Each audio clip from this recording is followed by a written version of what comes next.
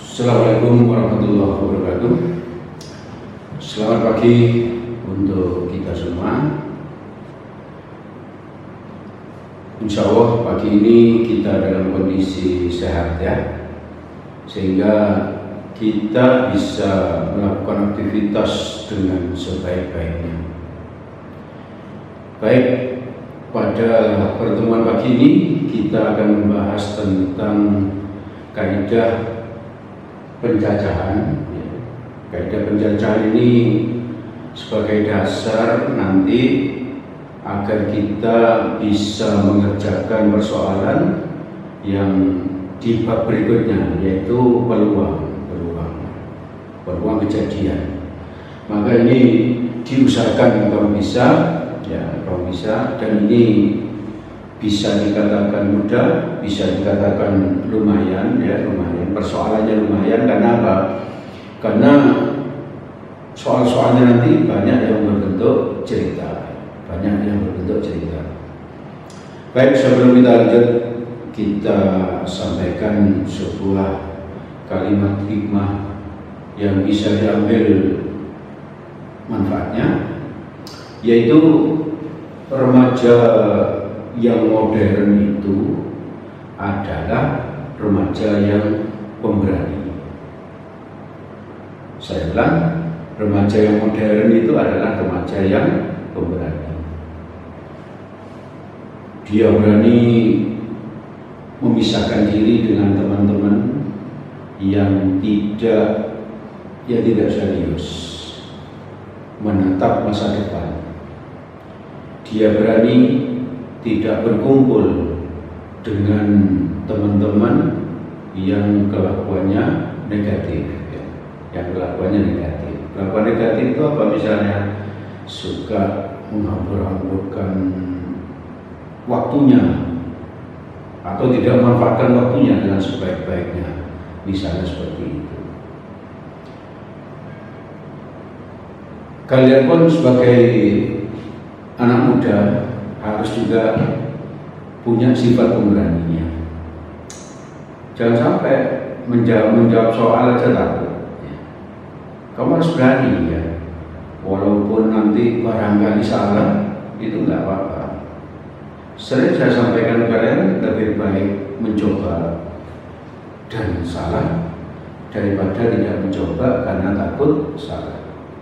Jadi ayo berani nyoba, berani menjawab, salah-salah tidak apa-apa. Anak muda itu harus berani menatap masa depannya. Ada peluang bisnis, kerjakan. Sekarang ini kan gampang untuk berbisnis, ada bisnis online dan lain sebagainya. Coba kamu manfaatkan itu, harus punya keberanian, jangan takut rugi. Rugi itu awal dari akan beruntung.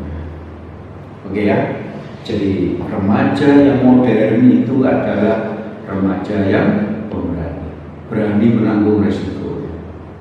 Ayo, jadi remaja yang jadi remaja modern, yaitu remaja yang pemberani. Baik, kita lanjutkan dengan ini. Kaidah penjajahan itu ada 3 macam. Yang pertama, aturan pengisian tempat. Yang kedua, kombinasi. Yang ketiga, permutasi. Pada kesempatan ini saya akan bahas yang 1 dan 2 saja. 1 dan 2. Yang ketiga itu nanti kita akan bahas di pertemuan yang akan datang. Aturan pengisian tempat itu, contoh persoalan yang akan kamu hadapi adalah seperti berikut ini.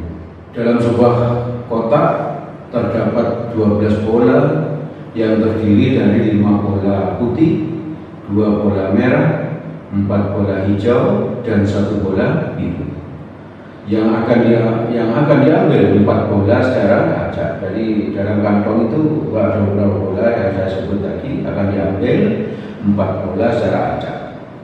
Banyaknya cara pengambilan paling sedikit 1 bola merah adalah seperti itu. Jadi nanti kamu akan ketemu dengan soal-soal seperti itu, yaitu soal cerita.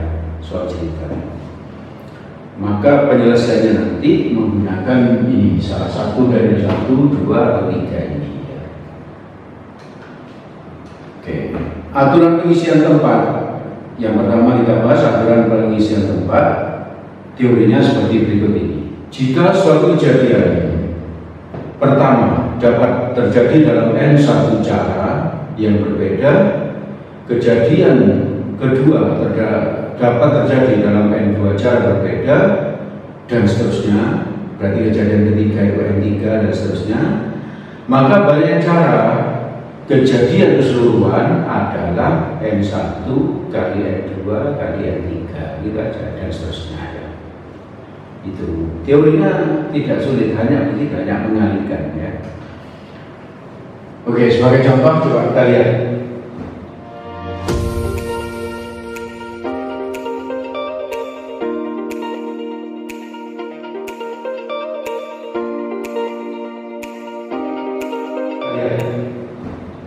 Ini contoh pertama, ini saya ambil dari soal SBMPTN matematika dasar. Saya baca soalnya. Terdapat 4 jalan berbeda dari kota A ke kota B. Ini saya sudah gambarkan ini. Ini gambarnya dari A ke B ada 4 jalan berbeda. Ini 1, 2, 3, 4 ya. Jalan berbeda. Dan 2 jalan berbeda dari B ke C. Dari B ke C ada 2 jalan berbeda. Tentukan berapa banyak cara yang bisa dilakukan secara seseorang untuk melakukan perjalanan dari A ke C melalui B. Ya. Maka kita pakai aturan pengisian tempat ini berarti apa? N1-nya sama dengan 4. Dari mana ini 4 jalan ini? 1, 2, 3, 4 ya. N2-nya sama dengan berapa? 2. Di 1, 2. Berarti banyaknya jalan ya, banyaknya cara yang bisa dipakai ya, banyaknya cara sama dengan apa? Tadi itu N1 kali N2. Ini cukup N1 kali N2 karena kejadiannya cuma 2 ini aja. Yaitu apa? A ke B dan B ke C. Maka nanti banyaknya cara sama dengan berapa? 4 kali 2 sama dengan 8. Ada begitu.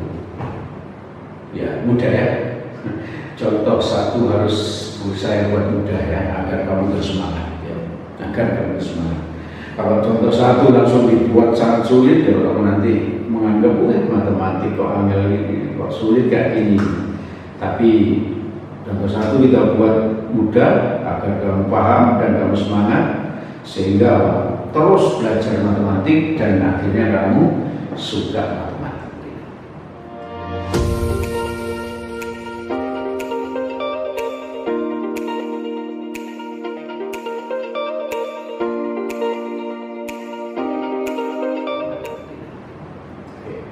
Contoh yang kedua, saya baca soalnya. Dalam suatu percobaan melemparkan sebuah dadu, ini nanti arahnya bab ini ya, arahnya ke peluang kejadian. Maka nanti juga akan membahas misalnya karena di sini ada dadu dan sebagainya, itu ada juga kita bisa menghitung peluang kalau seseorang itu berjudi misalnya, peluang menangnya berapa. Maka dengan belajar materi ini kamu akan tahu bahwa peluang untuk menang judi itu sangat kecil, sehingga kamu nanti menjadi orang yang tidak suka judi. Jadi banyak manfaat yang bisa kita pakai untuk apa? Kalau kita ambil positifnya banyak yang kita ambil nanti. Contoh yang kedua saya baca, dari suatu percobaan melemparkan sebuah dadu dan sebuah uang logam bisa dibayangkan ya. Ada sisi angka dan sisi gambar. Maka kalau sahabat tahu ini uang, angka dan gambar. Kalau dadu itu matanya ada berapa dadu? Ya suka judi? Enggak ada ya. Anak modern itu enggak ada yang bertindak yang negatif. Pasti dia pakai logika kalau ingin sugih, kalau ingin kaya. Oke, dadu itu ada 6. Dadu itu balok gitu bentuknya. atau kubus bisa juga. Ini 1, 2, 3, 4, 5, 6 mata gadunya dilemparkan bersama-sama. Tentukan pasangan yang mungkin muncul. Berarti pasangannya ya karet buat ini aja. Di sini isinya A1 gitu toh. Di sini A2. Berarti banyaknya pasangan yang mungkin muncul. Kamu bisa tuliskan apa? Pasangan yang mungkin. Berarti langsung aja A1 atau kamu tulis gini boleh nih. A di sini 1, 2, 3, 4, 5, 6 gitu. Iya kan? Berarti nanti A,1, A,2, A,3, A,4, A,5, A,6. Atau pakai tabel gitu boleh ya. Atau satunya apa? G. A itu angka, G ini gambar ya, pada uang ini. Terus tadi G1, G2, G3, G4, G5, G6. Ada berapa buah? Ini 1, 2, 3, 4, 5, 6. Di sini ada 6. 6 kali 2 berapa? 12. Jadi kalau kamu pakai aturan pengisian tempat tadi, banyaknya pasangan adalah kalau pasangannya ini ya, atau tabel ini boleh ya. Banyak pasangan adalah mata gadu itu ada berapa? 6 kali uang logam ada berapa keping? 2 ya. Berarti 6 kali 2 ada 12 ya. Buktinya adalah ini buktinya ada 12. Kamu pun untuk contoh 1 bisa, ini kan ada 8 lewat mana saja ya. Bisa jadi ini kalau ini 1 lewat ini AB, BC ini, B1 misalnya, atau ini terus sana dan seterusnya ya. Bisa kamu sendiri. Bisa dipahami ya? Kenapa mudah? Iya memang mudah ya, memang mudah. Matematika ini memang mudah. Kalau apa dipahami ya, kalau kamu hafalkan, ya kamu nanti. Ini pun kalau kamu hafalkan kamu akan lupa. Tapi kalau kamu pahami, insya Allah ingat terus. Bisa dipahami ya?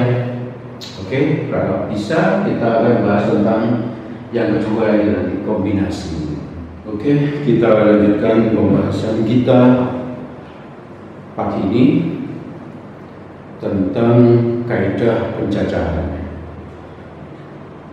Sekarang kita akan bahas tentang kombinasi sebagai ilustrasi ya, agar kita mudah memahami kombinasi.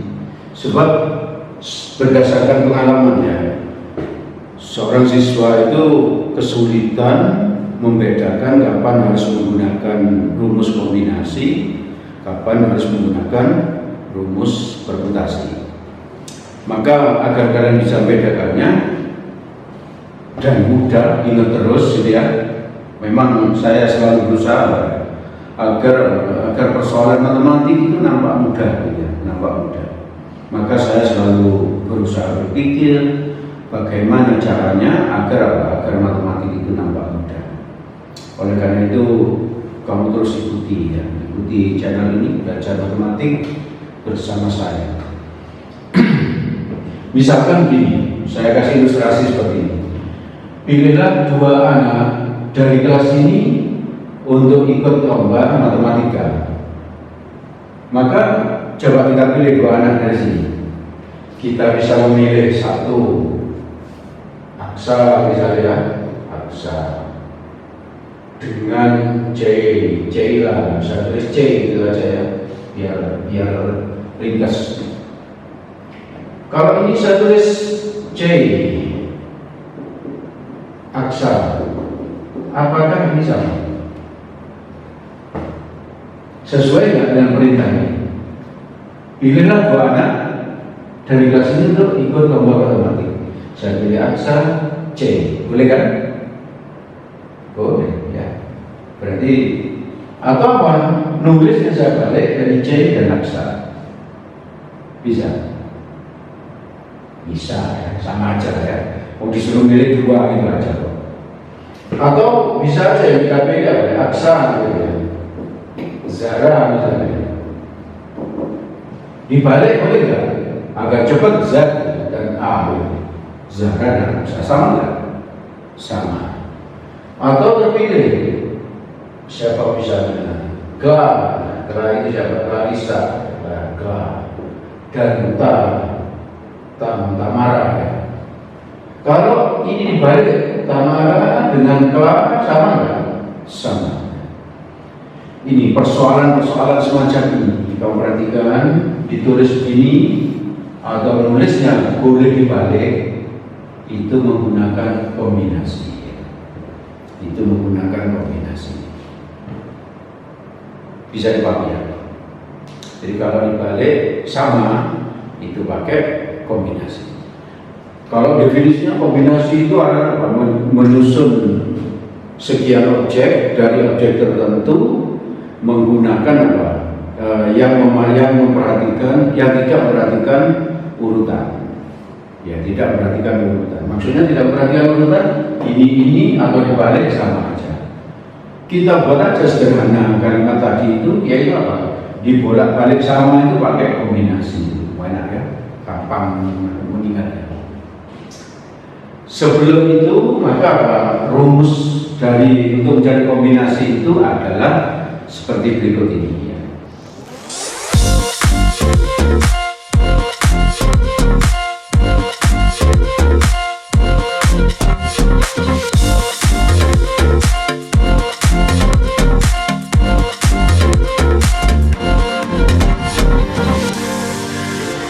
Nah, di rumus itu tadi itu ada tanda pentung itu dibaca faktorial. Maka faktorial itu bisa kita jelaskan seperti ini. Faktorial misalnya 10. Faktorial ini dibaca 10 faktorial ya, seperti tanda pentung. Ini artinya sama aja dengan 10 kali 9 kali 8 kali 7 dan seterusnya sampai kali 2 kali 1. Jadi kalau ada berapa? 5 faktorial ya, berarti apa? 5 kali 4 kali 3 kali 2 kali 1. Terus seperti itu ya.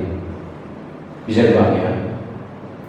10 faktorial ini bisa ditulis kayak gini, bisa aja begini untuk keperluan tertentu nanti, dan ini sering dipakai 10 kali 9 kali 8 kali 7. Ini mestinya kan terus. Tapi kalau berhenti sampai 7 boleh, tapi dikasih tanda faktorial. Bisa dipahami ya. Oke ya. Nanti bisa aja ditulis apa? 10 kali 9 kali 8 faktorial. Bisa saja apa? 10 kali 9 faktorial. Nah, catatan ini cukup penting untuk diingat, yaitu apa? 1 faktorial itu sama dengan 1. Dan 0 faktorial ini juga 1.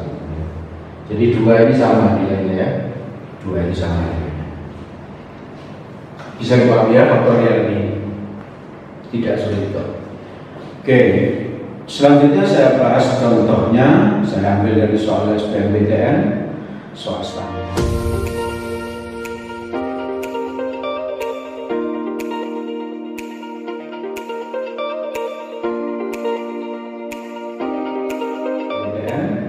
Soal standar, saya baca soalnya ya.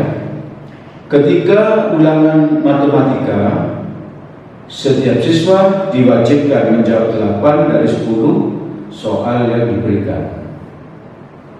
Jadi kita disuruh mengerjakan 8, padahal yang tersedia berapa? 10. Terus hitunglah banyaknya pilihan untuk menjawab soal tersebut. Jadi maksudnya banyaknya pilihan kok. Jadi yang dipilih bisa nomor 1 sampai 8 semuanya kamu kerjakan. Atau bisa apa? 1 kamu kerjakan sampai 7, 8 tidak, dan 9 bisa gitu. Nah, ada beberapa pilihan, ada beberapa jenis yang kamu bisa pilih. Itu yang apa yang akan dibahas di sini. Rumus kombinasi itu tadi sudah kita sampaikan, rumusnya seperti ini ya, seperti ini. Berarti untuk soal ini karena ada 10 soal, berarti di sini 10. C karena harus dikejar 8, berarti R-nya 8. Begitu saja ya. Persoalannya itu kenapa ini kok saya pakai kombinasi. Tidak sulit pemikirannya. Gini, kalau saya di sini aja, kalau saya ngerjakan nomor 1, 2, 3 dan seterusnya, apakah ini sama? Kalau saya tulis gini, saya ngerjakan 2, 1, 3 dan seterusnya, sama nggak? Sama tuh ya, dikerjakan 1, 2, 3 dengan 2, 1, 3 sama kan? Sama-sama dikerjakan semua 1, 2, 3, 2, 1, 3 dikerjakan. Cuman apa nyebutnya dibolak-balik sama. Karena dibolak-balik sama, maka pakai apa? Kombinasi. Hanya begitu ya. Oke ya. Berarti ini sama dengan apa tadi? 10 faktorial 10 min 8 faktorial kali 8 faktorial. Berarti sama dengan apa? 10 faktorial berarti seperti ini. 10 kali 9 kali 8. Kalian kalau nggak pengalaman, belum pernah menjawab soal ini, biasanya ditulis sampai 1 ya. Tapi kalau sudah pengalaman, dilirik ke bawah. Di sini ternyata ada 8 faktorial. Berarti apa? Berarti sampai 8 aja dikasih 8 faktorial. Seperti ini. 10 faktorial, 10, 9, 8 faktorial. Dibagi 10 kurang 8 berapa? 2 faktorial itu 2 kali 1. Bisa dibagi ya. Kali berapa ini? 8 faktorial. Sehingga bisa dicoret. 10 kali 9 bagi 2, 45. Berarti ada 45 pilihan yang bisa kamu lakukan. Jadi persoalannya Pak ini hanya apa? Hanya menentukan apakah kamu memakai kombinasi atau pakai permutasi yang akan kita bahas yang akan datang. Hanya itu. Sedangkan setelah itu apa? Setelah itu hanya menghitung soal aja biasa, penghitungan biasa. Oke ya. Ada yang ditanyakan? Iya betul. Bahwa kombinasi itu selalu apa? Dibolak-balik sama. Contohnya yang enggak bolak-balik sama, ya kamu tanya itu. Yang bolak-balik enggak sama, ya berapa? 53 dengan 35 sama enggak? Tidak sama. Ditukar ya sama. Ini nanti, yang ini nanti pakai kombinasi. Oke ya. Baik, kalau ada lagi yang tanya? Nggak ada. Kalau gitu kita lanjut ke contoh berikutnya.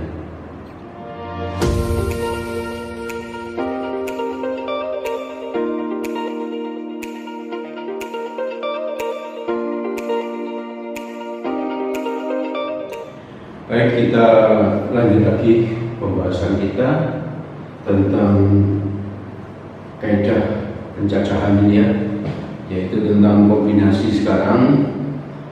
Pada contoh yang keempat, contoh yang lebih lengkap ya, yang lebih banyak variasinya. Saya baca soalnya. Seorang peternak akan membeli hewan ternak untuk dipelihara. Dia akan membeli 2 ekor sapi, 3 ekor kambing, dan 3 ekor domba. Dia akan beli 2 ekor sapi, 3 ekor kambing, dan 3 ekor domba. Seorang pedagang mempunyai 4 ekor sapi, 5 ekor domba, dan 6 ekor kambing untuk dijual. Banyaknya cara yang dapat dilakukan untuk memilih hewan-hewan itu adalah, maka yang pertama karena kita akan membeli 2 ekor sapi dari 4 yang tersedia di soalnya, yang tersedia 4 sapi. Maka kita pakai rumus kombinasi ini, NCR, N faktorial, N min R faktorial, R faktorial. Kenapa kok pakai permutasi? Kenapa? Iya, karena dibolak-balik sama. Kok bisa? Kok bisa sama dibolak-balik? Nah ini buktinya. Misalnya sapi 1 dipilih sapi 2, sama aja kalau disebut apa? Sapi 2 dan 1 gitu. Sama nggak? Sama ya. Sapi, saya pilih sapi 1 dan sapi 2. Terus setelah itu saya sebutkan beda, saya pilih sapi 2 dan sapi 1, sama nggak? Sama, maka pakai apa? Kombinasi. Oleh karena itu 2 sapi dari 4 sapi yang tersedia berarti ini N, ini R ya. Berarti langsung aja 4 kombinasi 2 sama dengan 4 faktorial. Di sini 4 min 2 faktorial kali 2 faktorial. Berarti sama dengan berapa? Faktorial yang tadi 4 kali 3 kali 2 faktorial. Bisa? Bisa. Ini 2 faktorial tulis 2 kali 1. Yang ini 2 faktorial tulis saja tetap 2 faktorial. Berarti ini bisa ditarik ya. 4 kali 3 itu 6, kali 1 itu 2, 6 kali 2 3 ya. 4 kali 3 12, kali 2 6. Oke ya. Berarti untuk memilih sapi itu ada 6 cara. Untuk memilih sapi ada 6 cara. Sekarang lanjutannya, untuk membeli 3 ekor domba dari 5 yang tersedia, berarti tetap pakai ini, alasannya sama seperti ini tadi ya alasannya ya. Berarti N-nya 5, R-nya 3. Berarti langsung 5C3 sama dengan 5 faktorial 5 min 3 faktorial 3 faktorial. Ini berapa ini? 2 faktorial, ini 3 faktorial. Maka yang atas itu berarti dia lebih besar. Ini 2 faktorial, 3 faktorial, berarti yang ini berarti 3 faktorial ya. Maka jadi apa ini? 5 kali 4 kali 3 faktorial. Ini 2 ya. Berarti 2 kali 1. Ini 3 faktorial, tulis ini coret-coret. 20 bagi 2 10. Tidak sulit ya. Memang yang sulit itu nanti menentukan apa? Yang banyak bukan sulit sih. Siswa banyak apa ya? Salah kapan, tidak paham kapan harus apa? Menggunakan kombinasi atau pakai permutasi nanti yang ada. Ini sudah saya jelaskan sehingga tidak ada alasan untuk tidak bisa. Yang ini membeli 3 dari 6 kambing yang tersedia berarti langsung 6C3 6 faktorial 6 min 3 faktorial kali 3 faktorial. Ayo cepat-cepatan ada yang mencoba 3 coret-coret 5 4 6 5 4 3 2 1 6 coret 5 kali 4 betul? Betul nggak? Mencoloknya bisa nggak? Bisa pasti ya. Pakai ini ya, pakai ini. Kalau sudah terbiasa orang cepat kayak tadi, coret-coret di otak ya. Sekali lagi saya bilang bukan caranya yang dipercepat, tapi otak yang dipercepat. Oke, banyak latihan biar kamu cerdas ya. Maka banyaknya cara untuk beli hewan secara keseluruhan adalah cukup ini dikalikan berapa? Itu 6 kali yang itu 10 kali yang ini 20. Tadi itu 1 kali yang 2 kali yang 3. Berarti sama dengan apa? 6 kali 2 itu 12, nolnya 2. Berarti 1200. Jadi saya mengalihkannya begini tadi. Memang cara pengalihan itu juga kalau kita sudah pengalaman agak dipercepat sedikit. Saya nggak alihkan ini dulu, tapi ini kali ini 12, nolnya ada 2. Ya. Itu nampak cerdas kan? Oke ya. Ada pertanyaannya? Ya kok cara ini hitung ini yang cepat. Dihitung sampai lagi aja biar cepat. Ya udah latihan soalnya banyak, latihan menghitung yang banyak. Biasakan tidak menggunakan kalkulator. Jadi biasakan otak kita itu bekerja terus. Oke ya, itu yang bisa saya sampaikan pada kesempatan ini, yaitu tentang kaidah penjajahan. Yang pertama, kita lanjut yang akan datang tentang permutasi. Semoga kalian bisa paham, semoga bermanfaat untuk kalian, dan semoga kalian sukses. Amin. Di belakang ada tantangan, kami bisa coba Kita akhiri. Assalamualaikum warahmatullahi wabarakatuh.